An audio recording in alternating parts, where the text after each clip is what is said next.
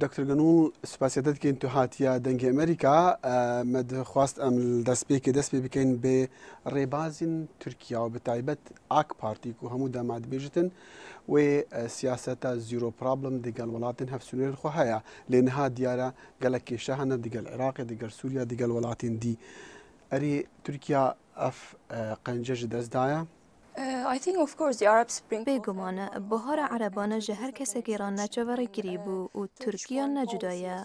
بهار عربانه برسینگرتن بو جبو ریباز دروی ترکیه چونکو بری و ترکیه پیوندین باش را گرته بونه دگل سوریا و دگل ایرانه. اونها او پیوندی آلوزن لی به تایبت اگر تو بری خواب بدی پیوندین ترکیه دگل عراقه. نها هنده گرجی هیا دناو برا حکومت مالکی و ترکیه ده. لیوان گرجیان پیوندی ترکیه دیگر حکومت و حریم کردستان قایم تر کریه. اوه پینگا وکا باشه چونکو هر دو آلی قازنجی دکنه.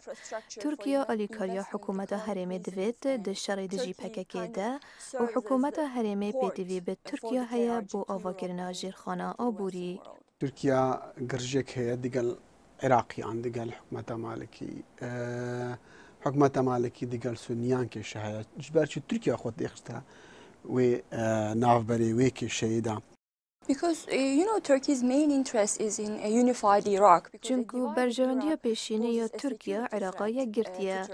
عراق دو بشکری گفیا پاراستن جبو ترکیه پیدا دکه و جبر و ترکیه عراق کا بهز و تناو ایگرتی دوید و از باور دکم ریباز مالکی گفنه لسر ایگرتنا عراقی و شرین تیرهی درست دکت و شرین تیرهی دی بنا بیانو با مایده گرنا درو جه ایرانه و عربستان سعودی و ترکیه و از باور دکم ترکیه نوید بکوه دوان کشه نافخوا بله چه بجاره نینه نه چونکو او کشه لسر سنورینه و جبر پرسا پککه ترکیه عراق ایگرتی دوید لوان امای خواه دکته عراقه. Turkey really needs a strong and stable Iraq.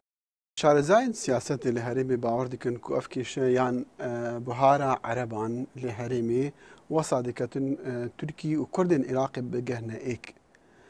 اری هر اویا و تشتید بتن؟ I think yes. از باور دکم اره.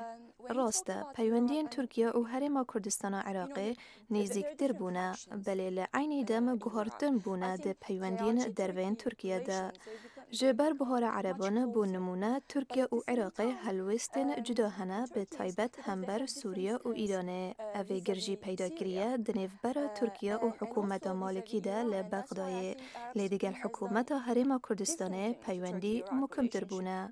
Bringing KRG and Turkey closer.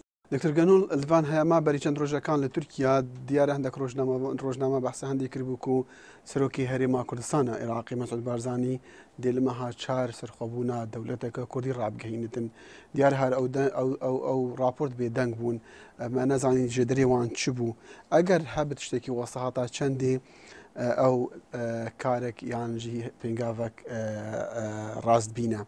Well, imagine an independent Kurdish state. و هزری بگه دولت که سر بخویا کردی ده ترکیه که نیاره لبا کره بید و سوریا و ایران لهر دو رخندی نیاره نه ولاتا که عرضی گرتی هیا و نفت هیا لجرخانه آبورینی نه اوه و وطایددت کرده پیدوی به پشتوانیا هفت نورین خواه هیا و پتر پشتوانیا ترکیه جبر پیوندین وین آبوری لحریمه و لجیهانه افجا اگر دولت که سر بخویا کردی هبه ده پتر ترکیه ببت آرمانجا گفیا و او خدمت کردشی ناگد. That will not really serve the interests of Kurds either. Okay, سپاس. تشکر.